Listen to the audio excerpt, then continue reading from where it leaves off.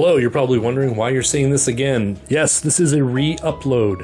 When I originally uploaded this video, I had it on the wrong language settings, and then YouTube updated my account to have automatic translations, so it put an AI voice over me, English over English, and it was really annoying. It's embarrassing, and I hate to lose all those view counts and all those comments, but I'm just worried that someone's stumbling upon my channel for the first time will see that and turn it off. So I'm going to re-upload these 3 videos. It's 2 of our everything we read. It's the middle and the top 10 of everything we read in 2025 videos. And then there's the UK horror paperback conversation that I had with Justin Marriott, which, by the way, there will be a number 2 someday.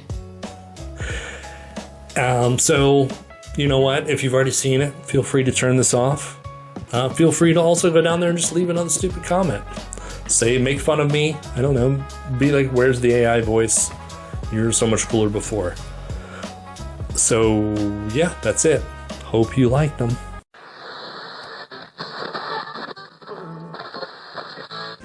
You came here because I am an expert on the terrors of the night. You've been admiring my library, haven't you? I've read all of those books, you know, and more.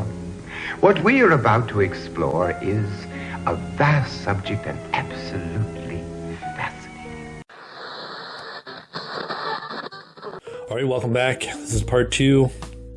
Part 2 of our worst to best list of 2025, all the things that we've read. We're talking vintage genre fiction here, nothing new. And let's get back into it. There's already an intro on the first one. I'm not doing it again. I already did 20 takes of it the first time. Not doing it again. What number are we on? We're on 38. May Gray and the Yellow Dog by George Simenon. I love the May Gray series. We're talking classic mystery here. We're talking Sherlock Holmes, Agatha Christie, etc., that kind of stuff. I found this podcast through Instagram called Lighting the Pipes, and they did an episode on a May Gray, and they weren't really that into it. They didn't totally slag it, but they were just like, it could have been better. And being a huge fan of May Gray and mystery and podcasts, talking books, I wrote them a message. I was like, hey guys, why don't you come on the show? I love the show. I love Lighting the Pipes. By the way, if you've never checked it out, go to Spotify, wherever you listen to podcasts, subscribe to Lighting the Pipes. Those guys are brilliant. They do wonderful, insane research on these authors and the books, how they break it down. Just great stuff. Anyway, I wrote them a message. I said, come on the show. Come on the show. Come on the book graveyard. We're going to talk May Gray, and we're talking The Yellow Dog. So I just randomly picked one I had. Here's The Yellow Dog. In this one, May Gray is assigned to a small coastal town in France. There's been a murder attempt, and he's been called in by the higher-ups. He's not happy about it. He's very grumpy in this one, and I don't know, he wasn't his normal personality, and he also wasn't in Paris, so he didn't have his crew, his inspector crew, and it wasn't police procedural, which is kind of what I really enjoy about the May Gray books. They're kind of like the Ed McBain 87 Precinct books. I like that type, you know. So for that, he got a little bit lower on the list, and I'm kind of judging it off of other May Grays and not so much the other books on this list. It was a fun conversation to have with those guys to break it all down, and it's still a great book. It's still great. Still read it. You can pick up pretty much any May Gray and read it. It's great. Number 37 is The Tormented by Dorothy Daniels. This is another one that we did on the Guide to Gothic series that I do with Eric from the Paperback Warrior. We were looking for a actual ghost story. So Gothic always teases supernatural, and most of the time it doesn't happen. It doesn't deliver ghosts. And so this one was selling it pretty hard, so we gave it a shot. Plus, I really enjoyed the Dorothy Daniels that I read last year. I think that was top 10, definitely top 20. So I was very excited to see this. Plus, I love that coverage. It's gorgeous. It's a gorgeous cover.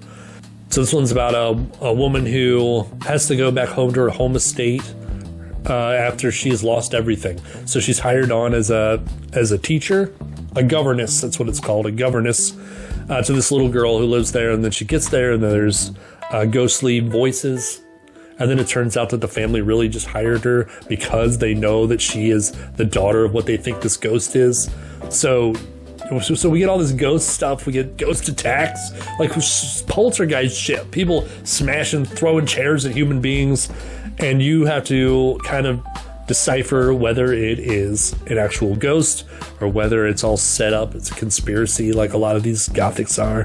Whether it's a human being causing all the disturbance or whether it's real.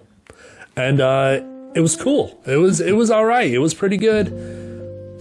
It was a great episode. Always, I love talking with Eric. And yeah, I would say well worth checking out. Number 36 is May Gray's Christmas. George Simenon. May Gray's back again. This was a short story, and I wasn't going to include it, but I watched Liminal Spaces list, and he started including short stories, so I figured, what the hell? This is a really long short story. It's like a 100-page short story, so it's included. May Gray Christmas. I just covered this because it's Christmas. Christmas was yesterday while I'm filming this. This is about this little girl who sees who she thinks is Santa, who creeps into her room at night, and he's digging around floorboards, and he tells her to be quiet and gives her a doll. And so it's May Gray kind of figuring out, well, who's this guy? Why is he in this house? And he's just curious. You know, it's his day off, but he doesn't want a day off. So he takes the case. And then it turns out that there is some really nasty shit going on behind this mysterious Santa. Luckily, none of it has to do with the child, which I appreciate. Thank you, George Simenon. So yeah, it was cool. It was a cool May Gray, and it was very police procedural. He's in Paris. He's got his crew, just like I like. Number 35 is The Shadow Stalker by Jorge Saralugi. I love the 80s, 90s erotic thriller movie genre. And if you look at this cover, that's totally what this is, or what it looks like, and it is absolutely what it is. It's about this prison psychologist who helps this guy get released. He's like, hey man, this guy's all right. It was just a one-time thing. He accidentally killed this guy in a bar fight. He's totally fine. He's this normal person. Just got caught up in the system. So he gets this guy out, and he goes back to this guy gets out and he goes back to his hometown, and his wife is in a coma, and he's trying to get possession of her. She's in possession of the grandma or whatever. And while he's doing this, the psychiatrist looks more into who this guy is, and there's red flags everywhere. So he stops the process of him getting his wife back, and it turns out that this dude is a absolute sociopath, has no emotions whatsoever, and he goes and torments this psychiatrist throughout this whole book. Oh man, will this make you feel uncomfortable. I love the main bad guy is total psychological sociopath. Like the author definitely read up on it, and he walks around just using people and being friendly but fake. It's a really tense book. It's really suspenseful, and it's so sleazy and just slimy and just nighttime streets under neon lights in the rain, hookers and grossness. Number 34 is The Dark Mill by Claudette Nicole, who's actually Trailsman creator, author John Messman. Manly John Messman, writing gothics. This is a gothic I read by myself. I didn't do it. This was before the guide to gothics. I really enjoyed The Haunting of Drum Row, which was the gothic written by John Messman. It was probably my favorite gothic book that I've ever read. And so I was excited to check out another book by him. This one is cool. It's not as cool. Haunting of Drum Row has like evil cults, and it's in Ireland, and all this stuff that I kind of enjoy more. And this one is a woman who has to go, she's a nanny, I think, once again, and weird, nefarious things going on around her. In the John Messman books, there actually is something at stake. Like you actually feel like the woman is in danger, and I think that makes it more enjoyable than being ambiguously supernatural or whatever. Number 33, The Ninja Master, number 8, Only the Good Die by Wade Barker. Right? That's not his real name. So The Ninja Master is one of my favorite men's adventure series. We did Ninja Master #1 on an Eves episode last year, and it was not good. And I was so disappointed because I picked it because I had read one of the later episodes, later issues, editions, whatever, of Ninja Master, and it was awesome. So I was like, we got to #1. I was like, well, this sucks. This is boring. How is a Ninja Master boring, right? So while doing research for that, I discovered that it's actually the first one is written by this mystery author, and then it was taken over by Rick Myers, who is a martial arts master, studier of the martial arts, and he works with like kung fu movies and stuff like that to make it more legit. So he takes over the Ninja Master series starting at #2. So this is what, #8, right? Only the Good Die. Let me just say, a million times better. This is exactly what you want. The Ninja Master is Brett Wallace. He's a white guy ninja. The only one. Well, I guess he has a white protege Ninja Master. And he also with him is a Japanese guy, Hama, and then a Japanese woman. They're both ninjas also. The Hama guy, I think they're in San Francisco. The Hama guy gets news that his niece was killed in a Chinese warfare assault. She was collateral damage. She wasn't part of the gang. She was just eating in a restaurant. She got blown up. Hama obviously goes after this, investigates. Brett Wallace, Ninja Master, finds out, and he's like, hold on, you're not doing this alone. And then it's them going up against this. It's a conspiracy. It's not like Chinese gangs. It's like a whole thing. And it is savage. Ninja Master has the highest body counts of any book series I've ever read. They just, like, when there's a fight, the end of the fight scene, there's probably just like stacks of corpses lying around. And the ninjas on point, like the terminology, like Rick Myers knows what he's talking about. Not only that, he writes action and adventure 1,000 times, 1,000,000 times better than the original author of Ninja Master. #32 is The Assignment Star Stealers by Edward S. Aarons. I love the Assignment series, talk about it all the time. This is one we read on Eves, and actually Tim picked it. I got Tim on the Assignment series. And this one we're in Morocco. Hold on, let me look at this. There's an agent missing, and there's a clandestine group who has commandeered the US, Russian, and China satellites, and now it's blackmailing them by selling them back their own information. And Sam Darrell must find out what happened to this missing agent, who this group is, take him down, obviously. And it all takes place in Morocco and around there. I think they go to Sweden once. And like every Assignment series entry, it's like you're getting to travel to these exotic locations. Edward S. Aarons, he just brings it to life the way he writes it. And this was no different. So it was very, very cool to spend time in Morocco with Sam Darrell, Super Spy. I'm going to judge this one off of the other Assignment series entries that I've read and not so much the other books on this list. And it's mid-tier. It was okay. He like his boss is there. There's other spies that are like work with him. I don't know. It just felt like he was clocked in at work at the office instead of being out in some exotic place by himself, surviving and fighting and figuring stuff out. All right, #31, Dreams from the Witch House by our man H.P. Lovecraft. At first I wasn't going to include this, but then once again, Chris from Liminal Space is included in his, and I was like, well, I'm going to include it too then.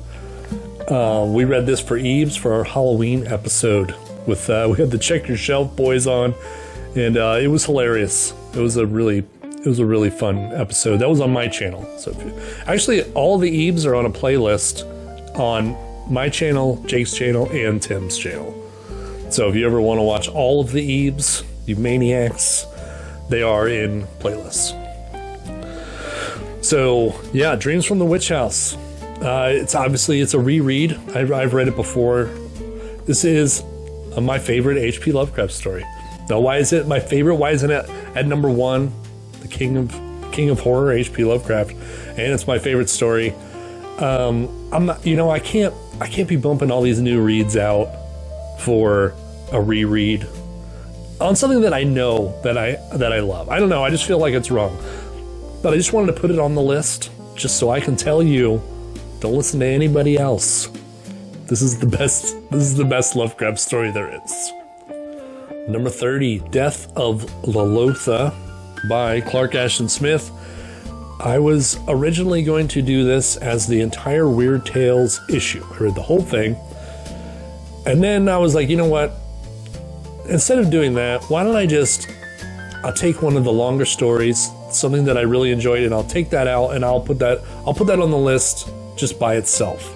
I think that'll be more enjoyable than judging it on its whole essence. Whatever. So I picked Death of Lolotha by Clark Ashton Smith. This was my first experience with Clark Ashton Smith. There's a funeral.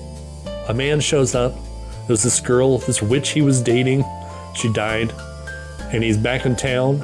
And the queen wants this dude. So she's like, now that this lady's gone, I can have me some of this guy. So she hits on this guy. While she's hitting on this guy, he hears a voice in his head that sounds exactly like Dead Lady. Dead Lady is inviting him to come to the tombs. Come to her tomb tonight to visit her. Now, anybody else would be like, well, she's dead. Even if she's at the tombs, I mean, what's going to be happening there, right? That's what you would think.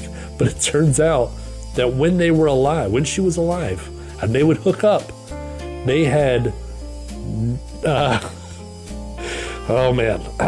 they had necrophilia role plays where she would pretend to be dead and he would bang her dead corpse, right? So now he's really enticed. She's like, oh shit, she's actually dead. Well, I can go down to that tomb and nail her dead body, right? You also have this queen who wants him, who's invited him over, and he's like, yeah, sure, at first. And so he doesn't show up, so what does she do about it? Man, it's awesome. And it's like total, you're in the graveyard, foggy grave atmosphere in the tomb and dead bodies, and oh man, good stuff.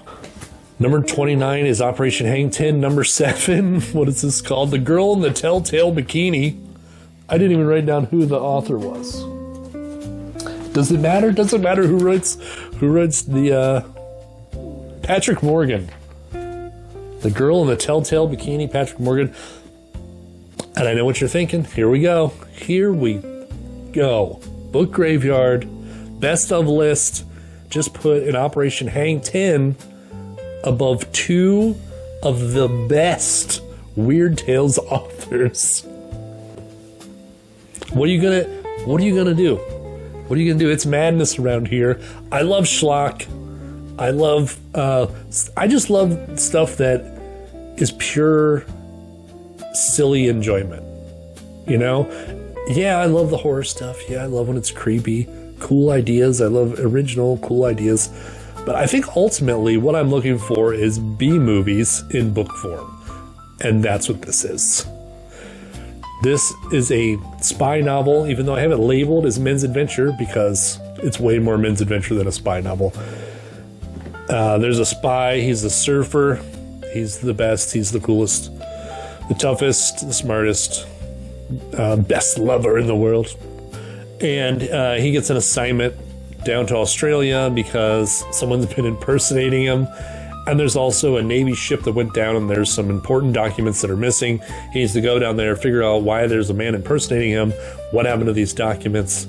I mean, we're in Australia, we got girls, we got cults, we got surfing, we got sharks, we got fist fights, we got teeny weeny bikinis. There's a teeny weeny bikini shop.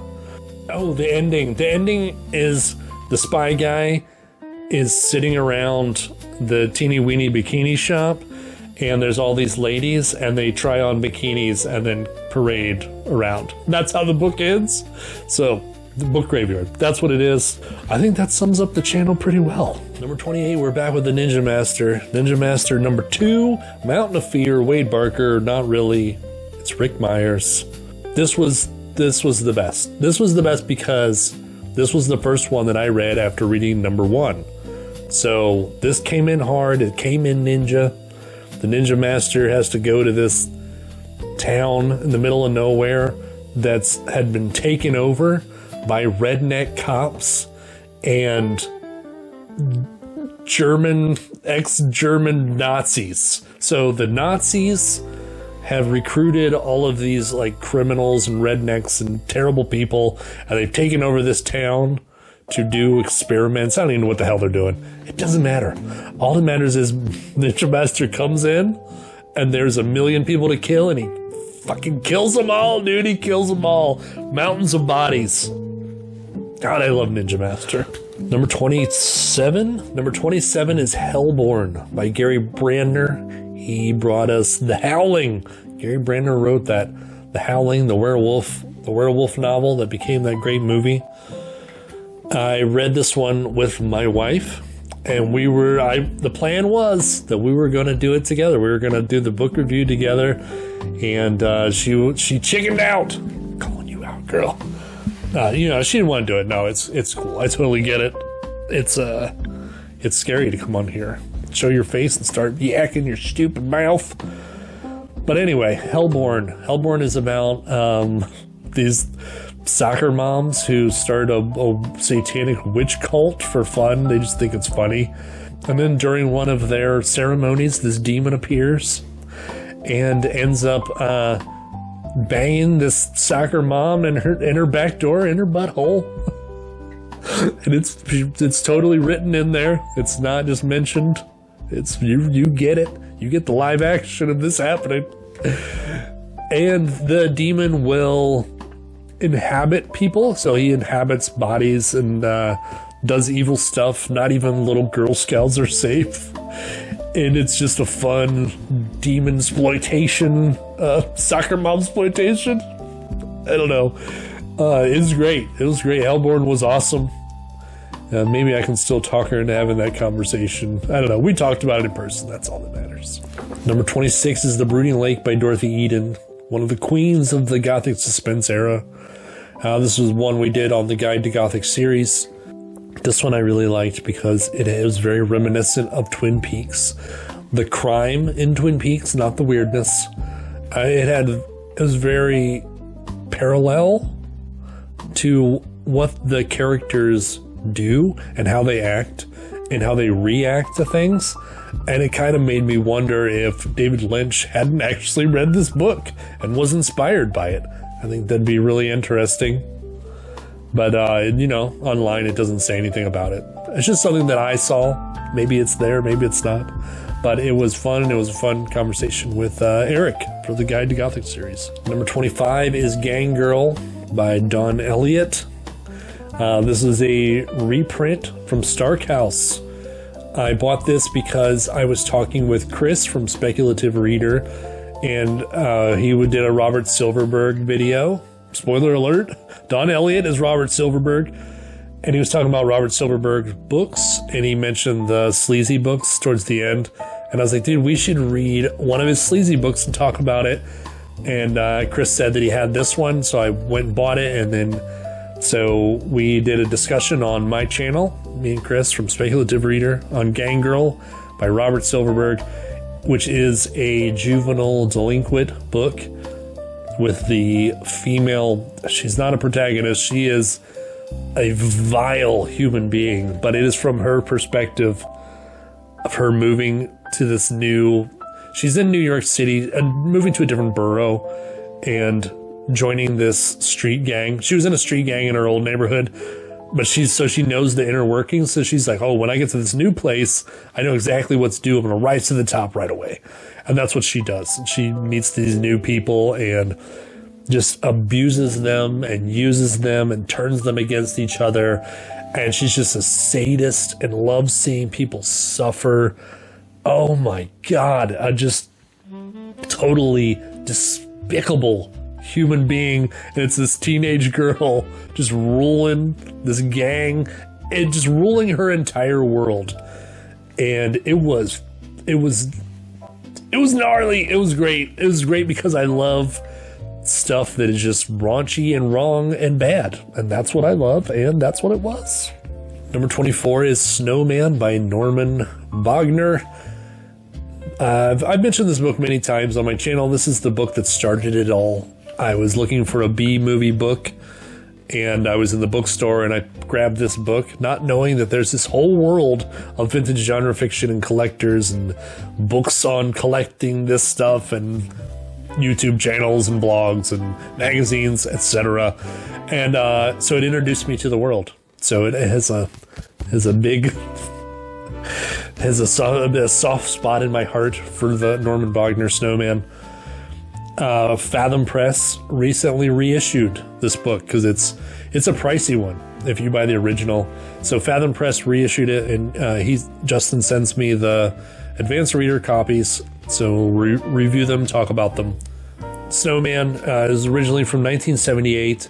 It is about a 30-foot Yeti who lives in the Himalayas, who travels to California on an iceberg to the Sierra Nevada mountains, finds a ski resort, and then munches the people that live there. And a group, like an A-team group of Vietnam vets, is hired to go in and hunt this beast down. And it's so a B movie. And it also has the men's adventure crossover with the horror, which is rare. That is a rare thing. And it's like it's a schlocky 80s action show. It has imploding arrows, man. It has imploding arrows. So the only reason, I know I just spoke so highly of it, the only reason that it's not in the top 10 is it's a reread. I just can't put the rereads that high. It just feels wrong. Maybe next year I won't put the rereads, but I like talking about them anyway. And it's my list, and I'll just do whatever the hell I want. Number 23 is Castle Garrick by Nicholas Montserrat. Montserrat, yep. This is a French Gothic by a UK author. So it takes place in France. The author's from the UK, and it has a male lead. So that's kind of rare in the world of Gothics for the protagonist to be a male. But it has all the classic tropes, the gaslighting, making him feel like he's crazy, the conspiracy. It has crumbling old castles, mysteries and mysterious people, and yeah, atmosphere out the yin yang on this one. That's what I most remember. Is I really felt like I was on some French vacation in the French Alps. They go up to the mountains and they're down in the city, and he's in the cafes and just bustling around town. And yeah, and as far as like the Gothic mystery goes, that was also very engaging, and I did not see the ending coming. And if we're talking mysteries, you don't want to see the mystery coming. I mean, it's fun to figure out along the way, but you don't want to know it like from page 20. Number 22 is The Squeeze by Gil Brewer. This is from Starkhouse. Starkhouse sent this to me as an advanced reading copy, so I would do a review of it, which I have recorded. I just need to edit, put together. So yeah, this was my first Gil Brewer. I think, in the paperback community, I think there's often the argument of what is noir and what is hard-boiled. Noir is the average man pulled from his average life and sucked into a crime, usually by a femme fatale, whereas a hard-boiled is more like a private detective from the perspective of maybe someone in the law enforcement type of scenario. That being said, I don't know. I think it's so close. It's hand in hand. And unless you're walking around with your magnifying glass, I just don't think that you're going to see it. If we're going off those basic parameters, this falls into the noir category. We have a man he's a normal guy. He's got a good job. He's got a wife. He's got a house. One night he steps into an illegal gambling house, loses $12,000, it creates a scenario where his life falls apart. He loses his wife. He has to sell his house to start paying this debt off to this gangster. And he buys a shack on a Florida beach that he has to live in. And this gangster kind of owns him.